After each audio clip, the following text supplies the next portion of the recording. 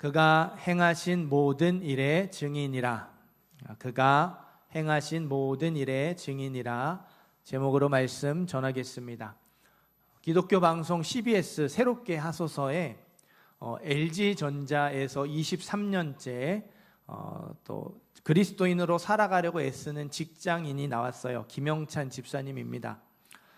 이분이 이제 LG전자에서 여러 부서를 옮겨가다가 이제 폴란드 주재원으로 가게 됐어요. 2022년 2월 폴란드 주재원 임기 마지막 해에 러시아 우크라이나 전쟁이 터지죠. 하나님이 집사님에게 이런 말씀을 주셨대요. 하나님 아버지 앞에서 정결하고 더러움이 없는 경건은 곧 고아와 과부를 그 환난 중에 돌보고 또 자기를 지켜 세속에 물들지 아니하는 그것이니라. 하나님이 집사님에게 말씀을 통해서 어려운 사람들을 돌보는 게 참된 경건이라고, 그게 하나님이 기뻐하시는 거라는 말씀을 주셨어요. 마침 또 폴란드로 우크라이나 난민들이 많이 넘어온 거죠. 가족을 잃고 집을 잃고 터전을 잃은 그 우크라이나 이제 사람들이 넘어온 거예요. 이 사람들 난민들을 돕고 섬겼습니다. 일주일 휴가를 내고 또 이렇게 선교사님을 서포트하기도 했어요. 물질과 시간을 들여서 하나님 주신 말씀에 순종을 했습니다.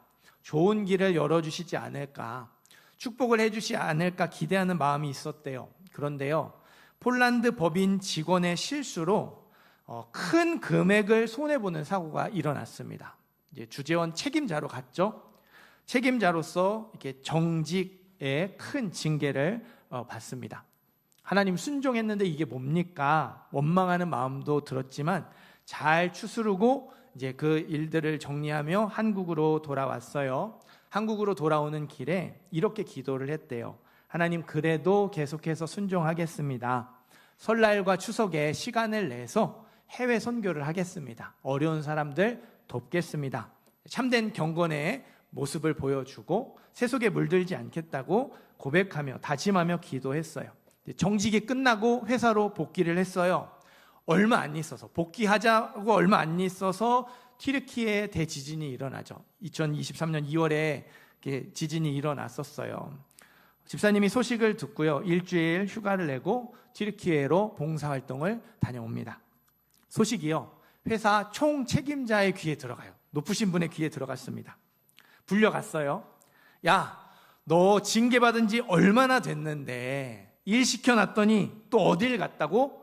그거 진짜야? 이제 다그치셨는 거예요. 예, 진짜입니다.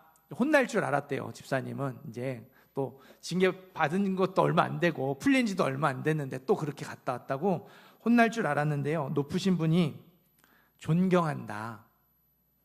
내가 동경하는 삶을 너가 살고 있구나. 이렇게 마음에 감동이 됐다고, 도전을 받았다고 말씀을 하시더래요. 집사님이 깜짝 놀랐어요. 알고 보니까 이 높으신 분도 그리스도인이었던 거예요. 그분은 선교나 봉사활동은 물질적으로 시간적으로 여유가 많은 사람이 할 수 있는 거라고 생각을 했대요. 그게 아니면 믿음이 좋은 특별한 몇몇 믿음 좋은 사람들이 그런 걸 하는 거라고 생각을 했대요. 이분도 이제 그리스도인으로 신앙생활을 하시니까 교회에서 이번에 단기 선교 있으니까 같이 가지 않으실래요? 요청도 받고, 이번에 봉사활동 있으니까 같이 하시죠? 제안도 요청도 받으셨대요. 그럴 때마다 저는 직장인이에요. 여유가 없어서 못합니다. 죄송합니다. 그렇게 항상 거절을 하셨대요. 그런데 밑에 있는 친구가 그걸 하는 거예요. 자기보다 물질적 여유가 없는 사람이, 자기보다 시간적 여유가 없는 자기 아래에 있는 직원이 자기의 물질과 시간을 들여서 봉사활동을 하고 선교활동을 하는 거죠. 그걸 보고서는 존경한다고, 내가 도전을 받았다고 이렇게 말씀을 하셨어요. 솔직히 이 높으신 분이 집사님이 봉사활동 한두 번 간 거 보고서는 감동을 받으셨겠어요? 아니죠. 집사님이 20년 넘게 이제 그 신우회 활동을 하면서 신우회에서 모여서 점심시간마다 모여서 회사를 위해 기도하고 또 서로를 위해 기도하고 그리스도인으로 살아가는 모습을 보여주셨어요. 이렇게 어디 라인 타가지고 승진하려고 이렇게 하지 않고 이렇게 세속에 물들지 않으려고 그리스도인으로 정직하게 최선을 다해 하려는 모습을 보여주셨대요. 그렇게 직장에서 그리스도인답게 살아가려고 애쓰는 모습이 뒷받침되었으니까 이런 일들이 높으신 분의 마음에도 감동이 되는 거죠. 그 마음을 움직이게 되었던 거예요. 김영찬 집사님이 예수님의 증인으로, 회사에서 예수의 증인으로 살아갔어요. 그 삶이 다른 사람들에게 선한 영향력을 나타냈죠. 오늘 말씀에도요, 예수의 증인으로 살아갔던 사람이 나옵니다. 예루살렘과 온 유대와 사마리아와 땅끝까지 이르러 예수의 증인으로 살아갔던 베드로의 이야기가 오늘 말씀에 나와요. 39절에서 41절, 39절에서 41절 말씀을 읽겠습니다. 우리는 유대인의 땅과 예루살렘에서 그가 행하신 모든 일의 증인이라. 그를 그들이 나무에 달아 죽였으나 하나님이 사흘 만에 다시 살리사 나타내시되 모든 백성에게 하신 것이 아니요 부활하신 후 그를 모시고 음식을 먹은 우리에게 하신 것이라. 아멘. 오늘 말씀은 베드로가 이방인 고넬료에게 복음을 전한 내용입니다. 근데 보면 39절 41절에 우리가 증인이라고 말하고요, 42절에서는 우리가 경험한 걸 증언한다고, 생생하게 경험한 걸 증언한다고 말해요. 그러니까 베드로는 자기가 알고 있는 복음을 전하지 않았어요. 자기가 보고 듣고 경험한 복음, 너무 생생하게 경험해서 확실하게 믿고 있는 복음을 전했습니다. 예수님이 하나님의 나라를 선포하셨습니다. 예수님이 우리를 위해 십자가에 죽으시고 부활하셨습니다. 우리가 이 모든 일의 증인입니다. 내가 그 자리에 있었고 내가 그 모든 걸 보고 듣고 경험했습니다. 마지막 날 예수님이 살아있는 자와 죽은 자의 재판장으로 다시 오실 겁니다. 예수님을 믿으면 죄 사함을 받습니다. 예수님을 믿으십시오. 자기가 생생하게 경험한, 자기가 확실하게 믿는 복음을 이방인 고넬료에게 전했어요. 여러분, 복음, 이 말은요, 말 그대로 좋은 소식, 기쁜 소식이라는 뜻이죠. 그래서 복음인 거예요. 예수님이 우리를 위해 십자가에 죽으시고 다시 살아나셨다는 게 복음, 기쁜 소식, 좋은 소식이라는 겁니다. 마지막 날 예수님이 모든 사람의 재판장으로 오신다는 것, 그래서 예수님을 믿으면 죄 사함을 받고 심판을 피한다는 게 복음, 저와 여러분에게 기쁜 소식, 좋은 소식이라는 거예요. 예수님을 믿음으로 구원받은 이후에 예수님이 전하신 하나님의 나라를 이 땅에서 하루하루 살아가는 것이, 그렇게 하나님 나라를 살아가야 한다는 것이 저와 여러분에게 복음이 되어야 돼요. 기쁜 소식이 되어야 하고 복된 소식이 되어야 합니다. 이 시간 스스로에게 질문해 보시기를 바라요. 예수님의 십자가 죽음과 부활이 나에게 정말로 복된 소식, 좋은 소식, 기쁜 소식인가?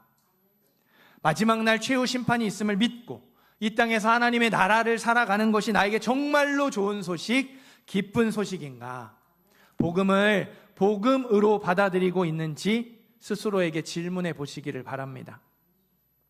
예수님의 십자가 부활이 기쁘기는 한데 그렇게 기쁘지 않다면, 감사하기는 한데 그렇게 감사하지 않다면 복음을 복음으로 받아들이지 않았을 수도 있어요.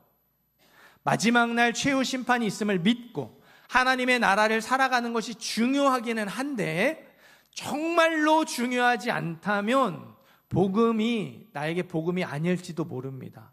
그게 나에게 정말로 기쁜 소식, 복된 소식, 좋은 소식이 아닐 수도 있다는 거예요. 더 좋은 소식, 더 기쁜 소식, 더 복된 소식이 나에게 있다라는 뜻이죠. 모태신앙이었던 청소년이 있어요. 이 친구의 말에 따르면요, 죄를 지을 시간이 거의 없었대요. 그 정도로 모범적으로 신앙생활하는 청소년이었거든요. 욕도 한두 번 했을까 말까? 이게 할 정도로 되게 모범적인, 그래서 교회 활동도 열심히 하고 참 착한 학생이었어요. 근데 이제 이 학생이 상담하는 게, 예수님이 내 죄를 용서하기 위해 십자가에 죽으셨다는 복음의 메시지를 듣잖아요. 그 복음의 메시지를 들을 때마다 뭐 죄송한 마음이 든다든지 뭐 감사한 마음이 든다든지 그게 나에게 되게 감격스럽다든지 그러지 않다는 거예요. 그 메시지를 들을 때마다 아무리 생각해봐도 나 대신 예수님이 죽어야 할 정도로 나는 큰 잘못을 저지른 게 없대요. 아까 뭐라고 그랬어요? 자기 죄 지을 틈이 없었다고.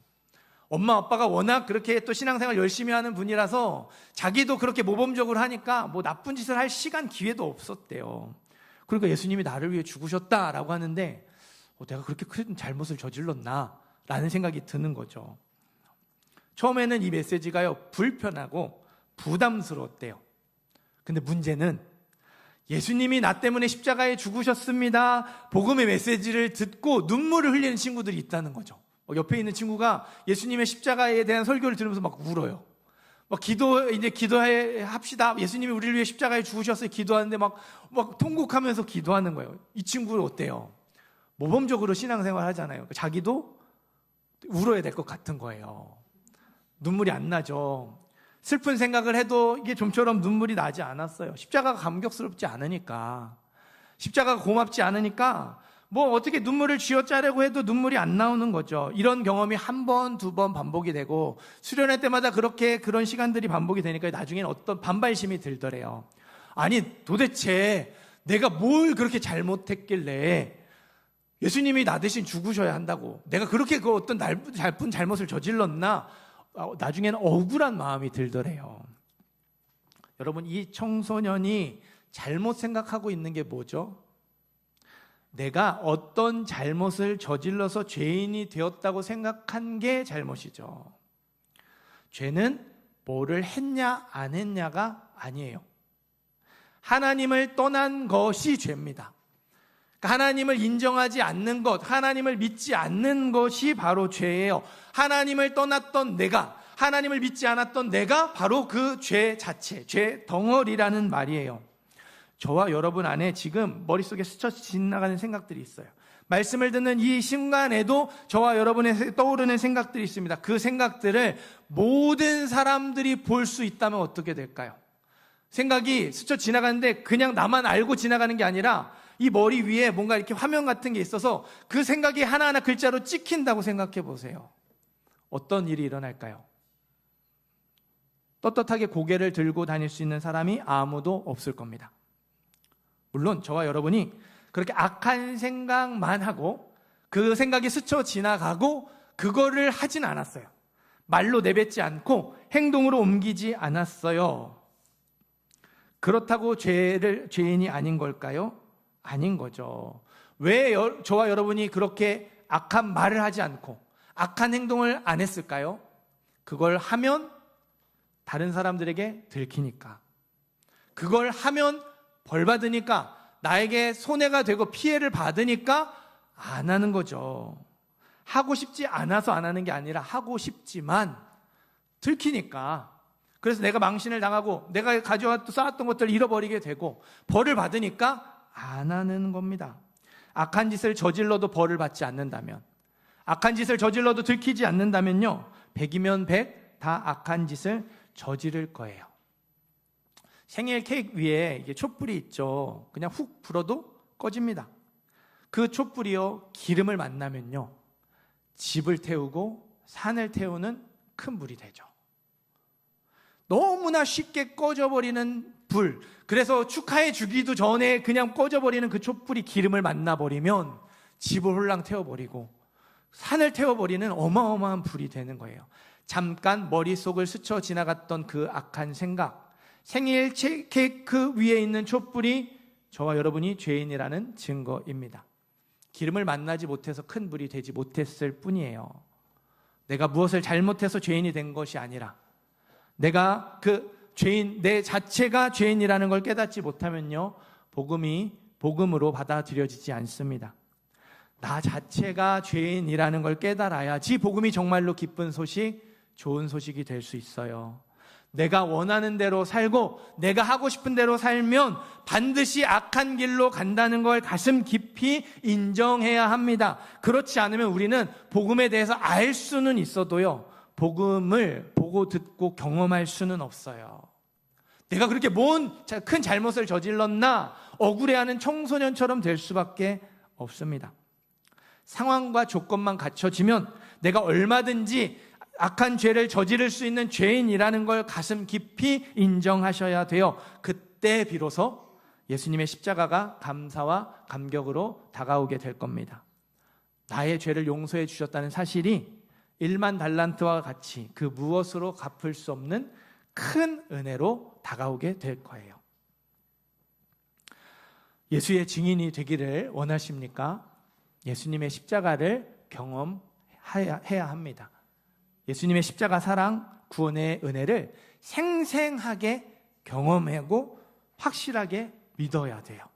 예수님의 십자가 사랑, 구원의 은혜를 가슴 깊이 깨닫고 경험하는 저와 여러분이 되기를 간절히 소망합니다.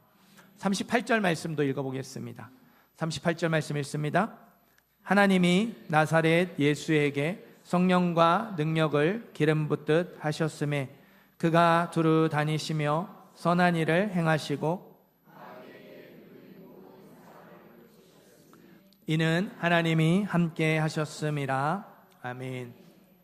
우리가 보고 듣고 경험해야 할 것은 예수님의 십자가 사랑, 구원의 은혜만 있지 않습니다. 예수님이 공생의 사역 기간 동안 마귀에게 눌린 모든 사람을 고치셨다고 이렇게 나옵니다. 질병을 고쳐주셨고요, 귀신을 내쫓으셨어요. 예수님의 십자가 사랑, 구원의 은혜를 생생하게 경험한 사람이 마귀에게 눌린 것, 사단의 노예에서 벗어나 자유롭게 된다는 거예요. 그거를 질병을 고쳐주시는 걸로 보여주시고 귀신을 내쫓아 주시는 걸로 보여주셨어요. 우리가 보고 듣고 경험해야 할 것, 악한 마귀 사단에게 눌린 삶에서 자유로워지는 거예요. 병이 나아서가 아니라, 귀신이 떠나가서가 아니라 우리의 삶 곳곳에 사단에게 매여 있고 사단에게 눌려 있고 그 붙잡혀 사단의 노예가 되어 있는 부분들이 있거든요. 거기서부터 자유로워지는 걸 우리가 보고 듣고 경험해야 합니다. 수요일에 보내드린 메시지예요. 영적인 세계에는 중립이 없습니다. 하나님의 편 아니면 사단의 편입니다. 우리가 예수를 믿음으로 구원받아 하나님의 편이 됐죠. 하나님의 백성은 이 땅에서 살아가는 동안 사단의 적군이 되어 영적 전쟁을 하게 됩니다. 하나님이 하나님의 백성에게 영적 전쟁에서 승리할 수 있는 무기, 찬양과 말씀을 주셨어요. 그냥 네가 군인이 되었으니까 열심히 싸워봐라가 아니라 잘 싸울 수 있도록, 이길 수 있도록 무기를 주셨어요. 특전사만 군인이 아닙니다. 훈련병도 군인입니다. 군인이 무기를 잃어버리면 안 되는 것처럼 우리도 찬양과 말씀에 소홀해지면 안 됩니다. 군인이 잘 싸우기 위해 훈련하는 것처럼 우리도 찬양과 말씀의 습관을 만들어야 합니다. 찬양과 말씀이 승리할 수 있는 길입니다. 내가 훈련병이니까 싸움을 피할 수 있는 게 아니에요. 훈련을 해서 싸워가야 하는 것이 저와 여러분의 신분입니다. 세상의 권세를 잡고 있는 사단이요, 우리를 위협하지 않아요. 너 예수 믿으면 안 돼, 너 믿음으로 살아가면 안 돼, 그렇게 위협하지 않아요. 우리를 유혹합니다. 돈으로 유혹하고 명예로 유혹하고 권력으로 유혹합니다. 온갖 즐거움으로 유혹을 해요. 너의 삶의 주인은 너가 되어야 해. 하나님의 다스림을 벗어나서 내가 원하는 대로 살아가라고, 내가 하고 싶은 대로 살아가라고, 그게 행복한 거라고 유혹을 합니다. 우리 안에 있는 죄된 본성을 부추기죠. 그 제이크에 있는 촛불과 같은 거기에다가 기름을 자꾸 붓는 거예요. 요즘 그 하이닉스 성과 이렇게 삼성전자 이 파업 얘기로 온 나라가 떠들썩하죠. 하이닉스 주식, 삼성전자 주식 없는 사람은 바보라는 우스갯소리도 있어요. 이 자리에 이제 주식하는 분들 계실지 모르겠지만, 이제 이렇게 이런 분위기가 워낙 그러니까 주식으로 돈이 막 이렇게 순식간에 불어나니까 큰맘 먹고 이렇게 주식에 이렇게 투자를 했다고, 주식을 샀다고 생각을 해볼게요. 많은 돈, 내게 소중한 돈을 이렇게 몰빵을 했어요. 자, 그러면 주식이 올랐는지 떨어졌는지 확인을 할까요? 안 할까요? 얼마나 올랐는지, 얼마나 떨어졌는지 확인을 할 거예요. 매일 확인을 하겠죠. 하루에 한 번 확인하는 걸로 끝나면 차라리 다행입니다. 아침, 점심, 저녁으로 확인할 거예요. 이제 어때요? 그 숫자를 보면서 아침, 점심, 저녁, 하루에 한 번이 아침, 점심, 저녁 하루 3번이 되고 나중에는 실시간으로 확인을 하게 되죠. 결국 이 증권사 어플을 끄지 못하는 지경에 이르게 되는 거예요. 그렇게 주식의 노예가 됩니다. 내가 원하는 대로 살려면 돈이 많아야 돼요. 돈을 갚불릴 수 있는 게 이 방법이라서 주식에 몰빵을 했어요. 그런데 어느덧 그 숫자를 보면서 주식의 노예가 되고 돈의 노예가 되는 거죠. 이게 단타 하시는 분들, 그냥 이렇게 잠깐 샀다가 파시는 분들 조심하셔야 돼요. 단타는 도박이라고 생각하시면 됩니다. 주식을 하실 거면요, 장기 투자를 하셔요. 그냥 사놓고 잊어버리셔야 돼요. 그냥 5년, 10년 묵혀 놓으셔야 돼요. 악한 마귀 사단이요, 세상에 좋은 걸로 유혹해요. 나쁜 걸로 유혹하지 않습니다. 세상에 좋은 걸로 유혹하고요, 우리에게 필요한 걸로 유혹합니다. 너 그거 필요하잖아. 너 그거 있어야 되잖아. 그거 나쁜 거 아니야. 좋은 거야. 그거 가져야지. 유혹해요. 내가 컨트롤할 수 있다고 장담하시면 안 돼요. 중독에 빠진 사람들이 공통적으로 하는 말이 그거죠. 내가 마음 먹으면 언제든지 이거 끊을 수 있어. 못 끊어서 이렇게 하는 게 아니라 내가 마음 먹으면 언제든지 끊을 수 있다니까. 내가 알아서 하겠다는 마음, 내가 컨트롤할 수 있다는 그 마음이 우리를 세상의 노예가 되게 하는 거예요. 악한 마귀 사단에게 눌린 삶에서 자유로워지셔야 돼요. 하나님이 하나님의 백성에게 영적 전쟁에서 승리할 수 있는 무기, 찬양과 말씀을 주셨어요. 찬양과 말씀의 무기를 잘 훈련하는 사람에게 하나님이 성령의 충만함을 허락하십니다. 너희는 성령을 따라 행하라. 그리하면 육체의 욕심을 이루지 아니하리라. 성령으로 충만해진 사람의 마음에 육체의 욕심을 이길 수 있는 힘이 생기는 거예요. 내가 굳게 마음을 먹어서 육체의 욕심을 이겨내고 사단의 유혹을 물리치고 내 그 필요한 것들을 내가 원하는 대로 컨트롤해낼 수 있는 게 아니라, 우리 마음은 죄된 마음이라서 그걸 컨트롤 못해요. 망가지는 쪽으로, 악한 쪽으로 그렇게 휩쓸려 갈 수밖에 없어요. 성령으로 충만해져야 이길 수 있고 컨트롤할 수 있습니다. 성령의 능력을 힘입어야 돼요.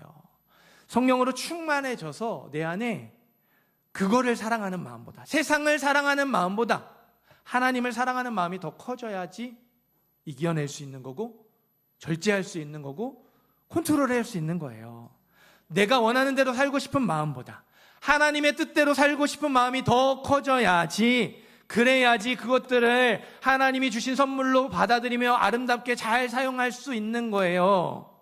하나님의 사랑하는 마음, 하나님 뜻대로 살고 싶은 마음이 우리 안에 있어야 비로소 나를 위해 살지 않고 하나님을 위해 살아갈 수 있습니다. 일부 예배 때 우리 청년이, 이제 유초등부 선생님인 청년이 대표 기도를 했는데, 이 청년이 이렇게 기도했어요. 자기가 주일학교 유초등부 교사로 섬기는데 그게 하나님을 위해서 섬기는 게 아니라 자기를 위해서 섬겼다고. 자기가 인정받고, 또 자기가 어떤 누군가가 좋아서, 이 관계의 이 공동체 안에 있는 게 좋아서 자기의 만족을 위해서 교사를 섬기고 있었다고, 그런 회개의 고백을 하는 기도를 했어요. 여러분, 나를 위해 살지 않고요, 하나님을 위해 살아갈 때 비로소 우리가 노예되었던 것들로부터 자유로워질 수 있어요. 여러분, 건강한 교회 하면 어떤 게 생각나시나요? 예배 은혜가 있는 교회, 기도가 끊이지 않는 교회, 뜨겁게 기도하는 교회, 사랑의 공동체, 서로 이렇게 격려하고 품어주며 그렇게 소그룹으로 모여서 함께 기도하고 또 이렇게 애쓰는 공동체 교회, 이런 것들이 건강한 교회의 이렇게 기준이죠. 그런데요, 그건 우리끼리나 할 수 있는, 우리끼리 그렇게 우리 교회가 건강한 교회로 세워질 수 있는구나 하는 거예요. 밖에서 볼 때 건강한 교회의 기준은 뭐예요? 성장하는 교회예요. 교인들의 숫자가 늘어나는, 계속해서 그 사람들이 많아지는 게 건강한 교회입니다. 우리가 이렇게 그러잖아요. 우리의 삶을 어떤 집에 사느냐, 연봉이 얼마냐, 그럼 우리 가족이 얼마나 화목하냐, 행복하냐, 이런 걸로 평가하지 않잖아요. 사람들의 눈에는 밖에 나오는 그게 기준에 똑같아요. 교회도 똑같습니다. 밖에서 보기에 그 교회가 얼마나 커져 가고 있냐, 얼마나 사람들이 많아져 가고 있느냐로 이 교회가 건강한 교회구나, 좋은 교회냐를 평가하게 된다는 거예요. 5월달이죠. 스승의 날이 있어서 저도 제가 담임 목사님으로 모셨던 분들을 찾아갑니다. 개인적으로 혼자 찾아가기도 하지만 함께 사역했던 목회자들과 이렇게 약속을 잡아서 같이 찾아가기도 해요. 그러면 이제 이렇게 모여서 또 이런저런 얘기를 하죠. 각자 교회에서 어떻게 목회하고 있고 교회가 어떻게 또 이렇게 세워져 가고 있는지 얘기하고 있죠. 비슷하게 시기에 개척을 했거나 청빙받은 목회자들이 있는데요. 그 교회들 얘기를 들어보면 금방 100명이 되고 200명이 되고 300명이 됐어요. 그러니까 저희 교회는 어때요? 1년에 적으면 한 2분, 3분 오시고 많으면 4, 5분 오세요. 그러니까 막 한 번에 몇 년 사이에 순식간에 불어나는 게 아니라 정말 천천히 조금씩 성장해 가죠. 그런 교회들이 토끼처럼 계속 껑충껑충 앞으로 뛰어간다면 우리 교회는 거북이처럼 조금씩 가요. 그런데 어때요? 그런 마음을 들면 저도 모르게 비교하는 마음이 생기는 거죠. 아, 우리 교회는 왜 그렇게 못 될까? 왜 우리 교회는 그렇게 막 30명, 40명씩, 70명, 80명씩 새 가족이 오지 못할까? 왜 그렇게 빨리 성장하지 못할까? 그런 마음이 드는 거예요. 저도 모르는 사이에요. 건강한 교회가 되어야 한다는 기준이 우리 내적인 기준이 아니라 외적인 기준, 숫자에 매여야 되고 지금보다 더 교회가 커져야 된다는 생각에 사로잡히게 되더라고요. 교회가 커져야 된다는 생각에 노예가 되었던 거예요. 제가 나름대로 이렇게 티를 안 내려고 했지만 아마 제가 부임했던 초창기에 한 3, 4년은 그런 티가 많이 났을 거라 생각이 합니다. 여러분들이 그 시간들을 잘 참아주셔서 되게 감사드려요. 우리 청년들을 데리고 수련회를 갔던 걸로 기억을 하는데요. 청년 이제 말씀을 듣고 같이 기도하는 시간에 하나님이 저에게 그렇게 물어보시더라고요. 동훈아, 너 누구 위에 목회하니? 누구 위에 목회하냐고 물어보시더라고요. 그때 제가 그걸 깨달은 거예요. 아, 내가 나를 위해 목회하고 있었구나. 우리 교회가 큰 교회가 되어야 돼. 우리 교회가 빨리 성장해야 돼. 그게 결국은 내 욕심인 거죠. 내가 이렇게 열심히 노력하고 애써서 교회를 크게 키우고 싶은 그 욕심에 사로잡혀서 그 욕심의 노예가 되어서 나를 위해 목회하고 있었던 거죠. 하나님이 딱 그렇게 한만장만 물어보셨어요. 너 누구 위해 목회하니? 그래서 제가 나를 위해 목회하고 있었다는 걸 깨닫고 회개하며 다시 결단하고 고백했어요. 하나님 위해서 목회하겠습니다. 하나님 위해 목회하겠습니다. 그렇게 하나님께 드렸더니요. 이렇게 많이 성장한 교회들이 부럽지가 않더라고요. 비교하는 마음이 사라졌어요. 조급한 마음이 사라지고요. 제가 그것과 상관없이 자유롭게 되었습니다. 이전에는요, 제가 이렇게 자유롭게 되기 전에는요, 새 가족이 올 때마다, 한 해를 정리할 때마다, 조금 더 새 가족이 와야 되는데, 우리 교회가 빨리 성장해야 되는데, 그런 마음이었다면요, 지금은요, 새 가족이 오실 때마다 정신 차리지 않으면 큰일 난다. 지금 있는 식구들도 잘 섬기지 못하는데, 보내주신 새 가족들을 잘 섬길 수 있을까? 두려운 마음이 큽니다. 더 정신을 바짝 차려야 되겠다. 더 겸손하게 하나님 옆에 엎드려서 기도해야 되겠다라는 그런 마음들이 생겨요. 나를 위해 살지 않고 하나님을 위해 살아갈 때 비로소 우리가 노예되었던 것들로부터, 묶여 있던 것들로부터, 매여 있던 것들로부터 자유로워집니다. 비교로부터 자유로워져요. 우리가 보고 듣고 경험해야 할 것, 악한 마귀 사단에게 눌린 삶에서 자유로워지는 거예요. 비교로부터, 조급한 마음으로부터, 욕심으로부터 자유로워지는 겁니다. 제가 경험했던 이 자유를 여러분도 경험할 수 있게 되기를 간절히 소망합니다. 우리 42절, 43절도 읽어보겠습니다. 42절, 43절 읽습니다. 우리에게 명하사 백성에게 전도하되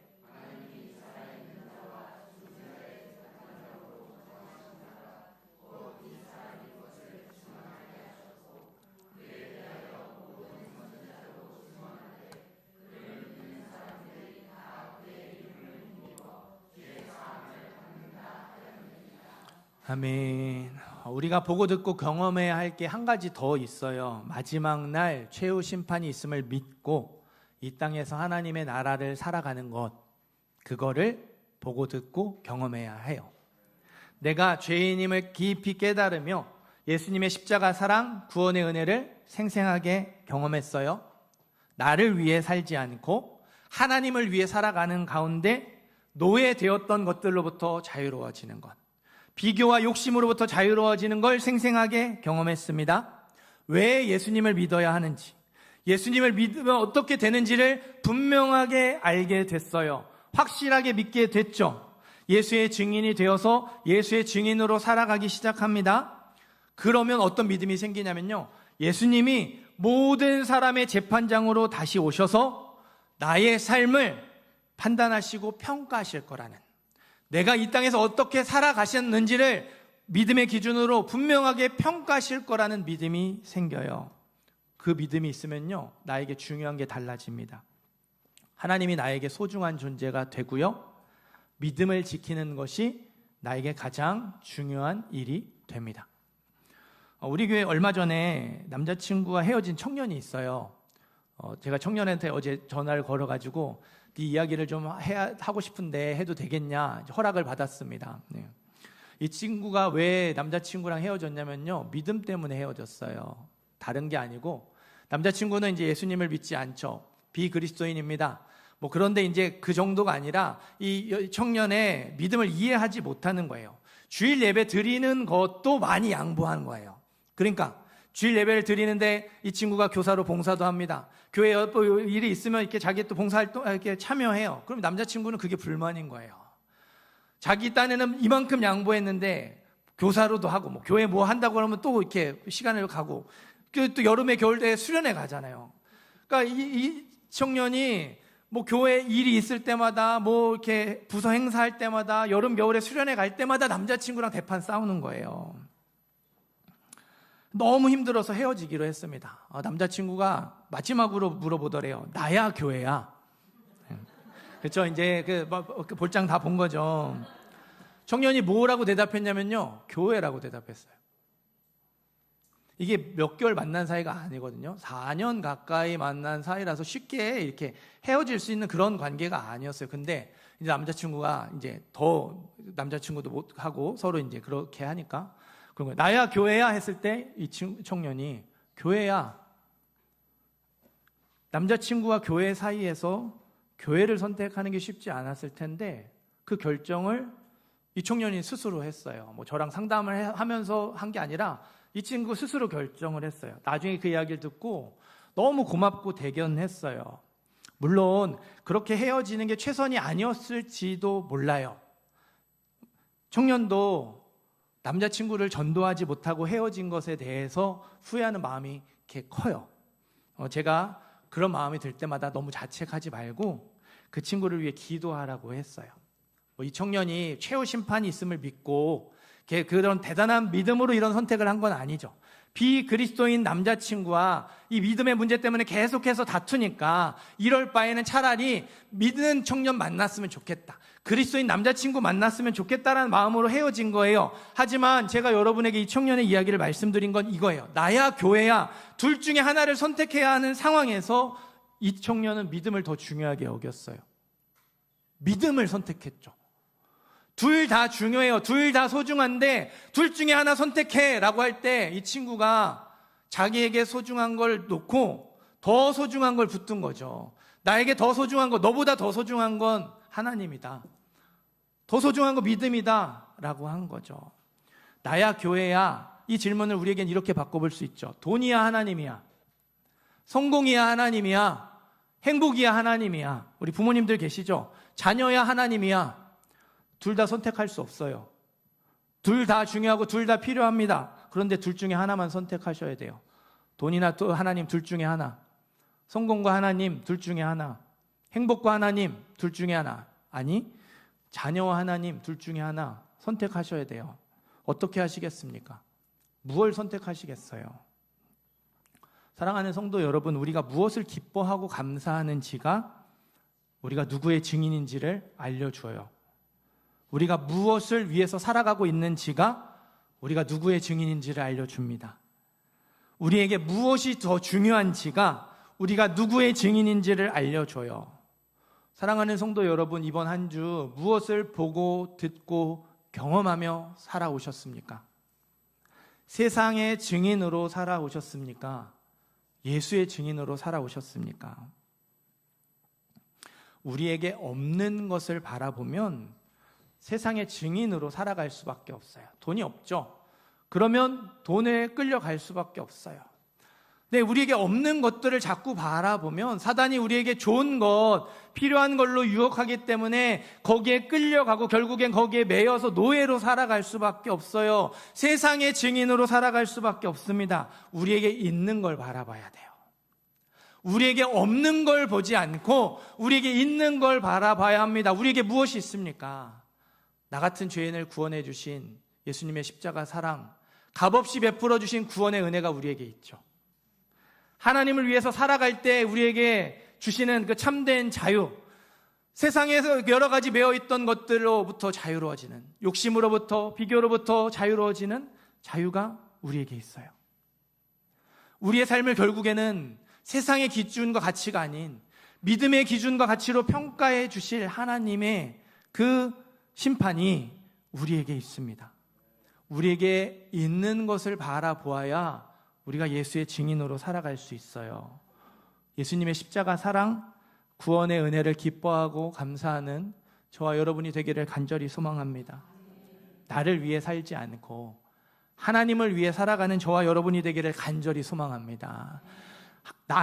하나님을 가장 중요하게 여기고 믿음을 가장 중요하게 여기는 저와 여러분이 되기를 간절히 소망합니다. 우리에게 없는 것을 바라보면 안 됩니다. 우리에게 있는 것을 바라보아야 해요. 우리에게 없는 것을 바라보는 것이 아니라 우리에게 있는 것을 바라보며 예수의 증인으로 살아가는 모든 성도님들 되시기를 주님의 이름으로 축원합니다.